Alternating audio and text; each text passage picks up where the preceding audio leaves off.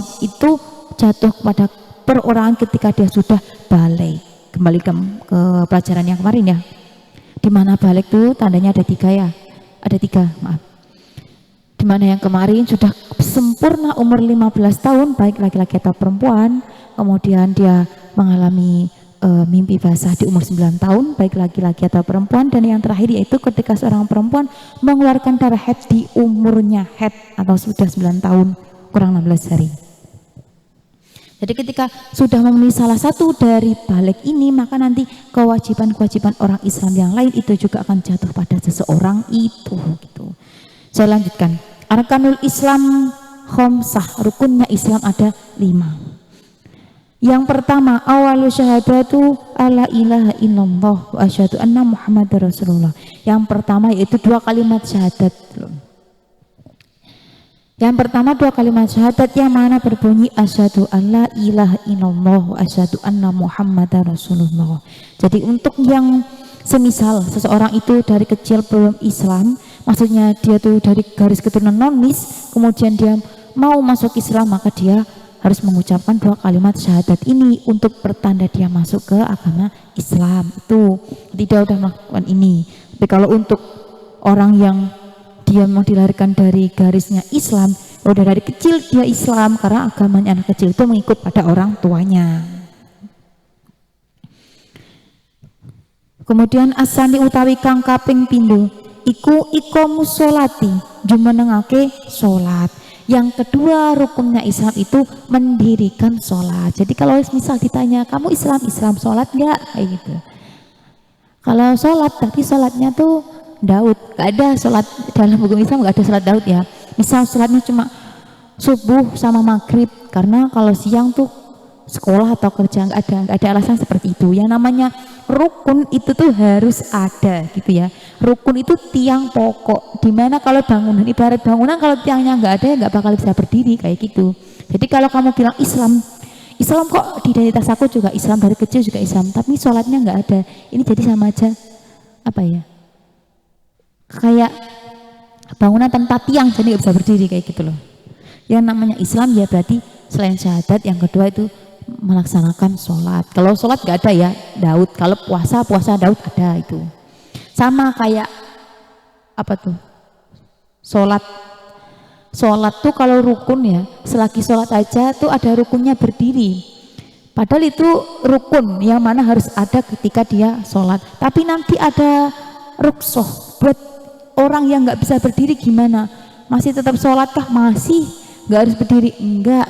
Gimana? Masih bisa dengan duduk, masih bisa dengan tidur miring, tidur terlentang. Kalau nggak bisa semuanya, dia pakai kedipan mata aja boleh kayak gitu loh. Tetap terlaksanakan ini nanti sholatnya, meskipun rukunnya ini nggak bisa dengan berdiri. Kalau untuk Islam gantinya sholat apa? Nggak ada. Sholat itu ya sholat tetap kayak gitu loh, tetap sholat gitu.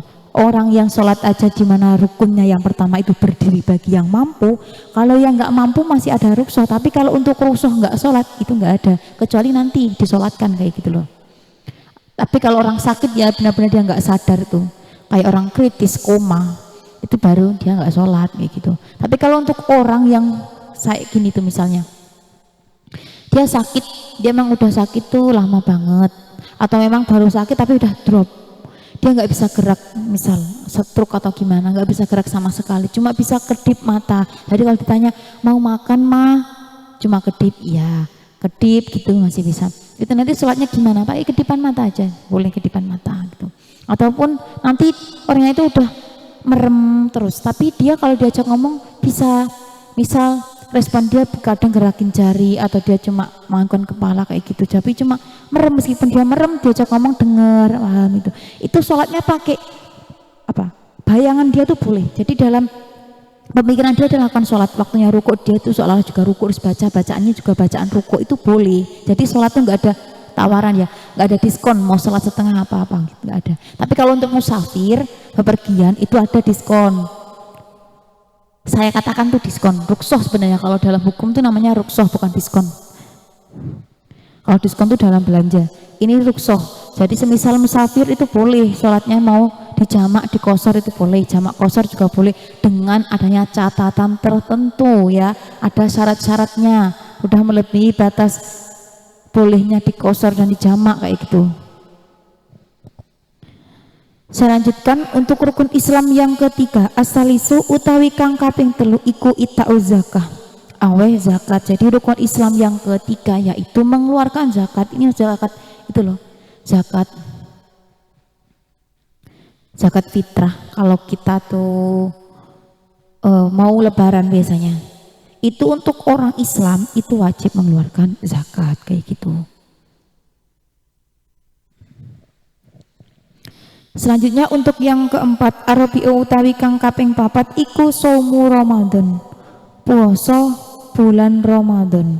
Yang keempat yaitu berpuasa di bulan Ramadan. Jadi untuk yang Islam itu puasa Ramadan hukumnya wajib gitu ya, nggak ada tawar-tawaran kayak kan kalau sholat boleh tuh dijamak di qashar gini, kalau puasa nggak ada dijamak di qashar, adanya di qadha. Itu pun kalau memang benar-benar nggak mampu melaksanakan puasa di bulan itu, sakit misal tuh sakit, atau nanti musafir bepergian di mana udah melewati batas puasa boleh dibatalkan kayak gitu loh. Jadi kalau untuk yang apa tuh orang Islam itu yang benar-benar wajib, nggak ada ya, selagi orang istihadah. Padahal orang istihadah tuh keluar darah loh ya, ada kalanya istihadah tuh terus, ada kalanya yang biasa, itu tetap wajib gitu. Dia malah harus menjaga dua-duanya, yang mana wajib puasa dan dia harus melaksanakan sholat kayak gitu. Jadi wajib. Terus puasa Ramadan itu tuh batasnya dari mulai terbitnya fajar sampai terbenamnya matahari. Jadi kalau untuk puasa setengah hari itu tuh sebenarnya nggak ada, itu hanya untuk anak kecil, yang mana itu pembelajaran, sebuah pembelajaran gitu ya namanya. Kalau menurut hukum syariat yang namanya puasa itu tuh menahan makan dan minum serta hawa nafsu dan sebagainya, yang tindakan yang buruk, dimulai dari terbitnya fajar hingga terbenamnya matahari. Jadi batasnya tuh sehari kayak gitu. Kalau kalian misalnya yang udah dewasa, yang udah balik ke atas, puasa setengah hari itu nggak ada. Yang kalau ada itu pun hanya untuk anak kecil, sebenarnya itu untuk pembelajaran gitu loh, untuk pengenalan buat mereka, dibiasakan, karena sesuatu itu bisa karena terbiasa jadi gitu. Jadi kalau dari kecil mereka belajar pelan-pelan, misal kalau ada anak kecil puasa, misal dia tuh masih TK, puasa nanti sama kayak yang lain, sahur sama, nanti kalau udah tarhim sama, dia nggak boleh minum, misal dibatas gitu, biar hati-hati. Nanti bukanya pukul 10 awal masih pukul 10, nanti setelah dapat setengah di bulan Ramadan bukanya jam 12 siang, nanti molor lagi setelah udah dapat 3 minggu bukanya jam 2, habis itu baru dia di maghrib. Itu boleh kan, itu untuk apa tuh, untuk membiasakan dia, kan dia juga belum balik kayak gitu. Jadi dari kecil kalau menurut saya dari TK itu udah dimulai kayak gitu loh. Karena apa? Karena kalau kita membiasakan dia sejak kecil, maka dia akan terbiasa di dewasa. Makanya sering saya katakan orang dewasa tuh, seseorang gitu ya, apa yang dia lakukan, apa yang dia tanggapi ketika menghadapi suatu keadaan, respon yang dia timbulkan itu adalah sesuatu yang sering dia lakukan atau sesuatu yang sering diperlakukan orang lain pada dia kayak gitu. Jadi kalau dari kecil orang sekitar dia memperlakukan dia tuh untuk mengikuti hukum, untuk mengikuti aturan, dibiasakan mengikuti kewajiban aturan syariat, kewajiban aturan-aturan, norma-norma yang tertulis ke masyarakat seperti itu, nanti hingga dia dewasa, hingga dia sudah berdiri sendiri, maksudnya sudah nggak perlu dipegangin sama keluarga ataupun orang tua, dia akan menerapkan apa yang dulu sering dia terapkan kayak gitu. Jadi semua itu tergantung kebiasaan gitu loh. Dan yang terakhir, al-khamisu utawi kang kaping 5 iku hijjul baiti, haji ing dalem baitullah, lil mustati'i, kedua wong kang kuasa. Dan yang kelima yaitu haji bagi yang mampu. Jadi untuk rukun Islam, ini saya katakan kan, rukun itu sesuatu yang ada gitu loh, yang harus ada di dalam Islam. Lah untuk yang kelima ini kan ada perkataan haji bagi yang mampu. Maksudnya mampu di sini apa? Ketika dia tinggal pergi haji, itu tuh masih ada biaya untuk membiayai orang yang di rumah kayak gitu loh. Jangan misal memaksa, berangkatnya tuh memaksa. Yang mana tuh seperti apa ya contohnya?